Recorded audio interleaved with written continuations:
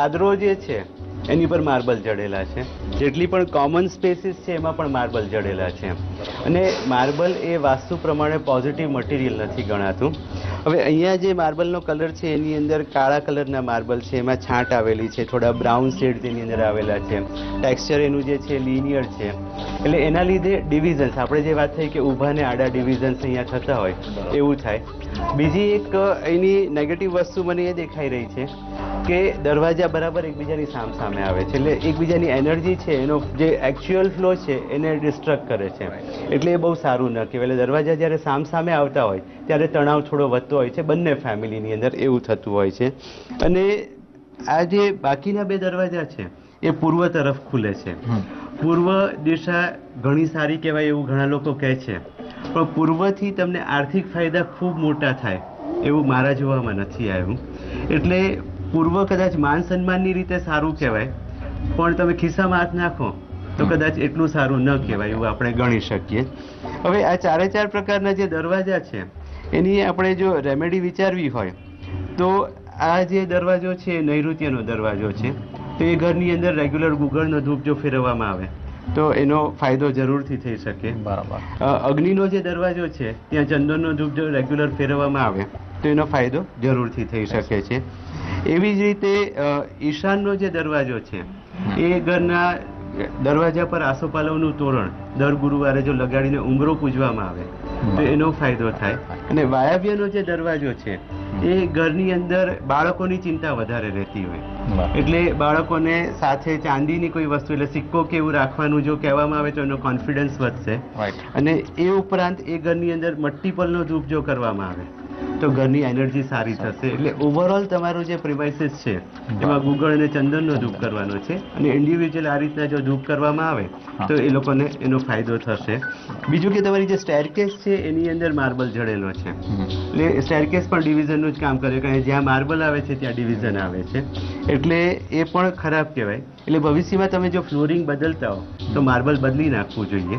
અને જો એ ન થતું હોય તો બને ત્યાં સુધી એને તમે કવર કરી શકો કે એવી સ્થિતિ હોય, અથવા તો કોઈ ચાલે એની ઉપર તો પગમાં કંઈ પહેરીને જો જાય, એટલે કે મોજા પણ પહેરેલા હોય તો એનો ફાયદો મળશે. એટલે એ કરશે તો ઘર્ષણ ઓછું થશે. હવે તમારી ટેરેસને પણ આપણે જોઈ લઈએ. તમારી ઓવરહેડ વોટર ટેન્ક ક્યાં છે? બરાબર છે. એટલે આપણે દિશાની રીતે જોવા જઈએ તો તમારા નૈઋત્ય ખૂણાની અંદર વોટર ટેન્ક આવેલી છે. એવી જ રીતે તમારી બીજી વિંગ છે, એટલે ત્યાં આગળ તમારી વોટર ટેન્ક જે છે એ આવી હશે અગ્નિ તરફ. બરાબર છે. આનું જે મિરર આપણે કહીએ તે એ જગ્યાએ હોઈ શકે. તો એ બાજુ જે ફેમિલીઝ રહેતા હોય એમાં હસબન્ડ વાઈફ વચ્ચે માનસિક અથવા તો શારીરિક સેપરેશન વારંવાર આવતું હોય એવું બનતું હોવું જોઈએ, એવું કંઈ થાય છે ખરું? બની શકે છે. ઓકે.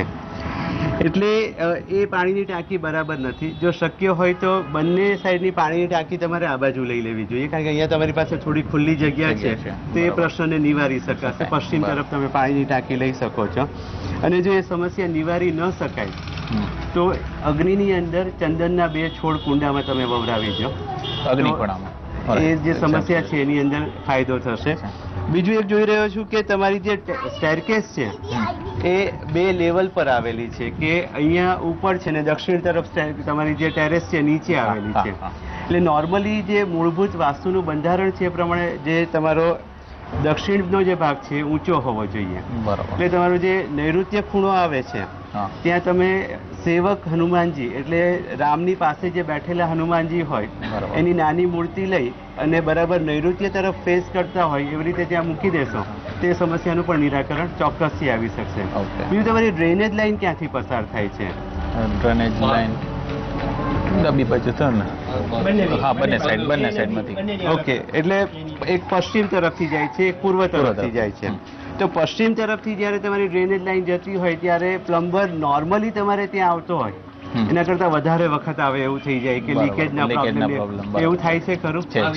ઓકે. એટલે એના માટે ખાસ કરીને તમારા ફ્લેટમાં એક નિયમ બનાવી દો કે દર શનિવારે હનુમાનજીના મંદિરમાં જઈ અને ₹1 તેલ કોઈ એક વ્યક્તિ જઈને ચડાવી દે, એક આખું નાળિયેર રમતું ત્યાં મૂકી દે, અને નાના છોકરાઓ જે ગરીબ હોય ખરેખર જરૂરિયાતવાળા હોય એને બિસ્કિટ તમે ખવડાવો તો એનો તમને ચોક્કસ ફાયદો મળશે. અને આ ઉપરાંત કેટલીક જનરલ વાતો તમારા ફ્લેટ માટેની જરૂરી છે. એમાંથી મેં કહ્યું કે તમારે ગુગળચંદનનો ધૂપ બધે ફેરવવાનો છે, ઇન્ડિવિજ્યુઅલ મકાન માટેની મેં તમને વાત કરી. પ્લસ તમારી જે સ્ટેરકેસ છે એની અંદર તમે એક સફેદ બલ્બ બરાબર વચ્ચે લગાડી દો ઉપરની તરફ, અને સંધ્યા સમયે એ બલ્બ તમે ચાલુ રાખો 1 કલાક સુધી. એ ખૂબ જરૂરી છે. દરેક ફ્લેટની અંદર જો મહામૃત્યુંજયના મંત્ર રેગ્યુલર થાય, એટલે સવારમાં 11 મંત્ર બેસીને જો કરવામાં આવે તો એનો એડવાન્ટેજ મળશે. અને ગણપતિ ભગવાનને ગોળ ધરાવવાની એક તમે રિચ્યુઅલ ઊભી કરો કે ગણેશજીને તમે રેગ્યુલર ગોળ ધરાવીને ઘરના બધા જ સભ્યો છે એ પ્રસાદ લઈ લો, તો તમારું જે બોન્ડિંગ છે હજુ પણ વધારે સારું થશે.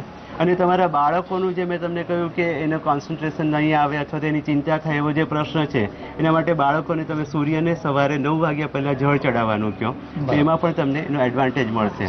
એટલે આ બધું જો તમે કરશો તો તમને એનો ચોક્કસ ફાયદો મળશે.